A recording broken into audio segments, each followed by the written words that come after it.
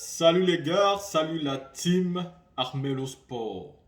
Aujourd'hui les gars, nous allons parler de l'équipe nationale du Cameroun avec la défaite qu'elle a prise aujourd'hui contre la Suisse.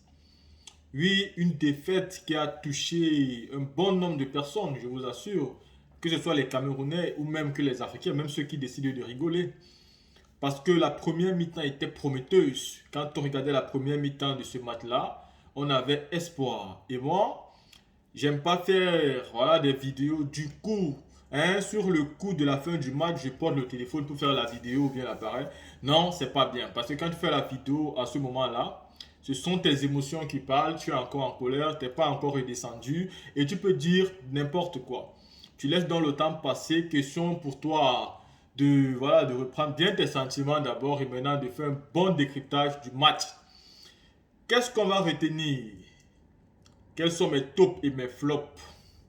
Pourquoi l'équipe nationale du Cameroun, en défaut de prendre les 3 points, n'a même pas pu prendre un point? À qui la faute? Je vais d'abord commencer à dire à qui la faute de ce match. Pour moi, d'entrée, je pense que la faute de l'échec de l'équipe nationale du Cameroun, c'est Rigobert Song. Rigobert Song a fauté pourquoi? Rigobert Song a fauté parce que quand vous voyez l'équipe nationale du Cameroun de la première mi-temps, c'est-à-dire les premières 45 minutes, vous voyez une équipe concentrée. Vous voyez une équipe concurrente. Vous voyez une équipe qui sait ce qu'elle fait, qui sait ce qu'elle veut et qui sait où elle va. Cette équipe-là, vous comprenez directement qu'elle a bien écouté ce qu'on lui a dit et qu'elle a bien assimilé, qu'elle a géré les 45 premières minutes. Mais au retour des vestiaires à la deuxième période, cette équipe n'est plus la même. Pourquoi elle n'est plus la même? Et bien parce que l'entraîneur a raté son coaching. Les 15 minutes de vestiaire, il n'a pas fait son job. Ou alors, il a très mal fait son job. La preuve qu'il a mal fait son job, c'est que à peine les Lions indomptables reviennent au stade, 3 minutes plus tard, Mbalo marque son premier but à la 43e minute. Toutes les équipes au monde, quand vous encaissez un but après 3 minutes de jeu, c'est tout simplement la preuve de votre manque de concentration. Donc ce but que le Cameroun encaisse, c'est une preuve de manque de concentration. Pourquoi la preuve de manque de concentration? Parce que on se rend vite compte que quand ils sont revenus au vestiaire, ils n'étaient plus les mêmes qu'à la première mi-temps. À la première mi-temps, ils étaient très bien placés, ils respectaient les lignes, ils étaient très bien positionnés et ils s'entraidaient. Seulement à la deuxième période, quand ils sont revenus, tout a changé et on a envie de se poser la question, mais qu'est-ce qui n'a pas marché? Qu'est-ce qu'on leur a dit là-bas? Ils se sont pris la grosse tête, ils ont cru quoi en fait? À la première mi-temps, le message était bon. Ils se sont pris au sérieux et ils savaient qu'ils étaient l'équipe qui était la plus faible et donc ils voulaient être concentrés pour mieux jouer. Seulement, quand ils sont partis au vestiaire, Rigobert les a certainement fait comprendre que vous voyez, vous dominez le match et vous êtes les meilleurs au stade. Donc vous pouvez profiter du match. Et c'est où il a fait la plus grande erreur. Donc c'est où je pense que son coaching à la mi-temps n'a pas été bon. La preuve est que ses joueurs sont revenus sur le stade et ils n'étaient pas concentrés. Parce que quand vous allez jouer ce genre de match-là, vous devez attendre les fautes de l'adversaire pour en profiter. Ne partez pas rapidement vous lancer dans la gueule du loup. Nous avons vu des grandes nations comme l'Argentine, l'Allemagne tomber. Vous attendez les petites failles de votre adversaire et c'est là où vous pouvez donc utiliser ces failles-là pour finir avec eux en même temps. Et le Cameroun avait d'abord l'avantage psychologique qu'il avait dominé la première mi-temps du fond en comble. Et donc, quand ils reviennent en deuxième mi-temps là, s'il fallait juste utiliser la psychologie, le Cameroun était déjà en avance. Donc, il fallait juste qu'il se calme, qu'il continue à jouer comme il jouait en première mi-temps, qu'il ne se précipite pas pour aller de l'avant. Et ça aurait tout fait. Parce qu'en défaut même de 3 points, Rigobert on devait se dire, même si je ne gagne pas ce match, au moins je prendrai un point dans ce match-là. Mais Rigobert n'a pas été capable de bien booster ses joueurs à la mi-temps. Et ce qui a fait directement qu'il y a eu une différence à la seconde période. Donc pour moi, le fautif de l'échec du Cameroun, c'est le manager Rigobert Song qui n'a pas su faire son travail pendant la mi-temps et c'est pourquoi on a pris le but là dans les 3 premières minutes de la deuxième période. C'est la preuve que notre équipe n'était plus concentrée. Maintenant, pour mes tops et mes flops dans cette équipe, comme top, j'ai André Onana qui a fait des arrêts décisifs qui ont aidé le Cameroun. J'ai Zambo Anguissa qui m'a impressionné, qui a très bien joué son football. J'ai Choupo-Moting qui a démontré une fois de plus que quand on joue au Bayern, on ne peut pas nous comparer avec quelqu'un qui joue en Arabie Saoudite là-bas. C'est pas possible. Comme un autre bon joueur, j'ai Faye Colis, que je trouve qu'il a aussi s'est très bien défendu. J'ai Nuntolo, qui s'est aussi bien défendu, même si c'est de son côté que le but vient, parce que le but vient de son côté, mais il a quand même fait un job, il s'est quand même battu. Hein, il s'est quand même battu, ce qui fait que le but est venu de son côté.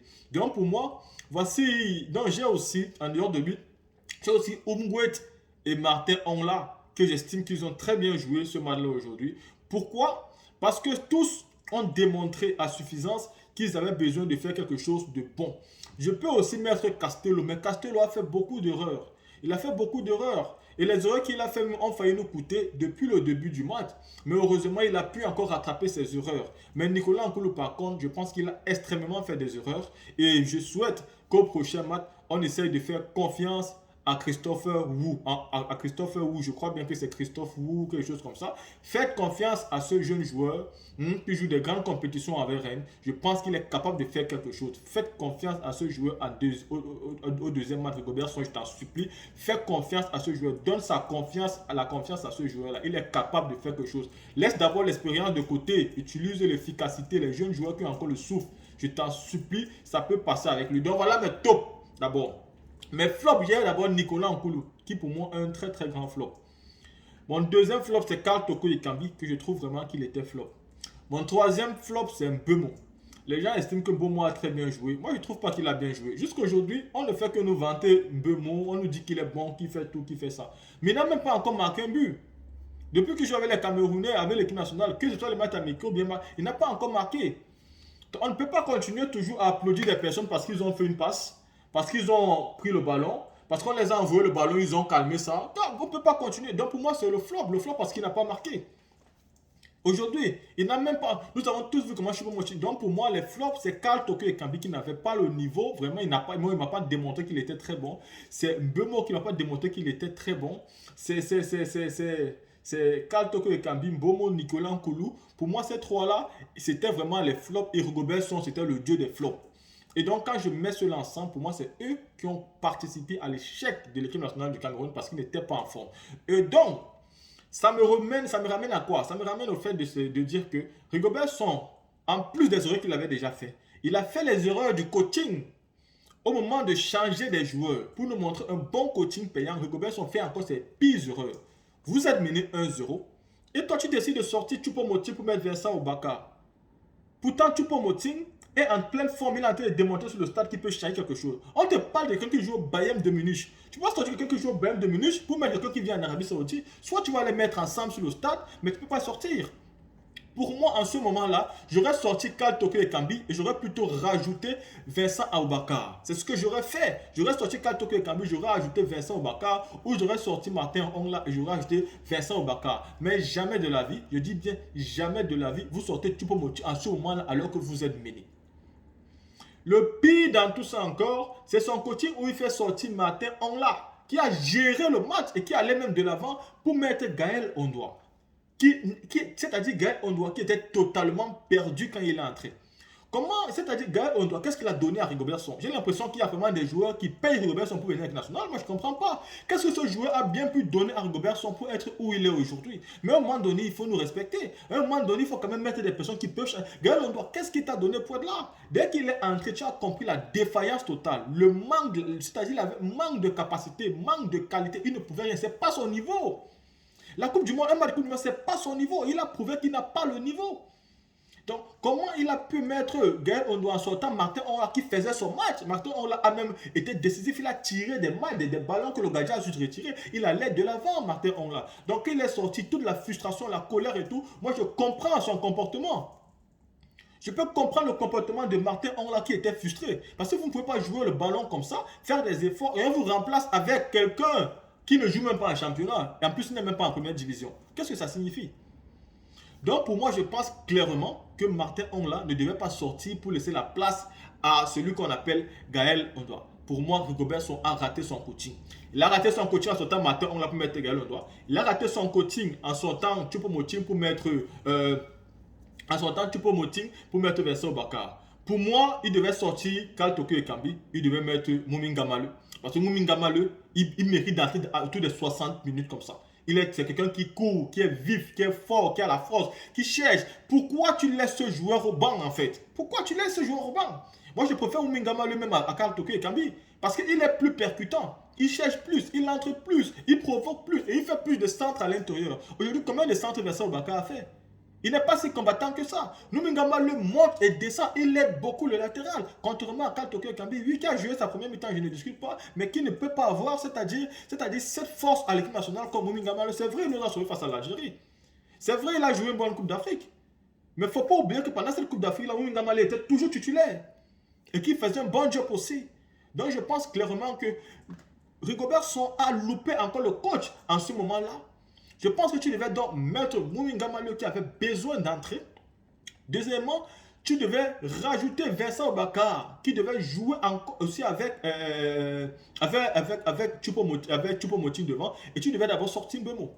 Donc je pensais que tu devais changer comme ça. Vincent Obaka, Choupo-Moting, Mbemo. Tous les trois là devaient encore rester à l'attaque. Pour moi, l'autre milieu de terrain, je vais dire Martin Ongla, Zambo Anguissa et Umgwe. Ces trois-là, vraiment, avant de les sortir, il faut bien réfléchir. C'est eux qui vraiment qui tournaient vraiment. Il a une vraie plaque tournante. Ils ont bien joué leur ballon. Ou alors, coach Rigobert Song, quand tu joues face à une équipe, une grande équipe, si tu viens en première mi-temps et que tu les domines en 3-3-3, en 4-3-3, il faut faire un effort d'avoir plusieurs schémas. Donc en deuxième mi-temps, tu peux revenir en 4-4-2. Parce que cette équipe ira au vestiaire pour se préparer, pour se dire, ok, ils nous ont menacés en 4-3-3, voici ce qu'on va faire pour les empêcher de jouer. Et qu'ils vont revenir, seront mieux luttés pour vous faire du mal. Et du coup, il faut souvent avoir plusieurs schémas de match. Tu dis, en premier mi-temps, on va aller en 4-3-3, on va essayer de les menacer. Si on les a menacés, on revient en 4-4-2. Comme ça, ils ne seront pas et on va encore les surprendre. Il faut toujours surprendre l'adversaire. Donc, Rigobert Song, il a pour moi un manque d'imagination, il n'a pas les capacités. Pour ceux qui disent que Samuel Eto'o ne doit pas coacher, moi je pense que Samuel Eto'o à un moment donné, il faut être coach. Oui, il faut imposer même les choix. Je pense que ça sera beaucoup mieux d'imposer. Parce que je ne pense pas que ce sont les choix, que c'est Samuel Eto'o qui impose les choix. C'est Rigobert Song qui n'a pas le niveau.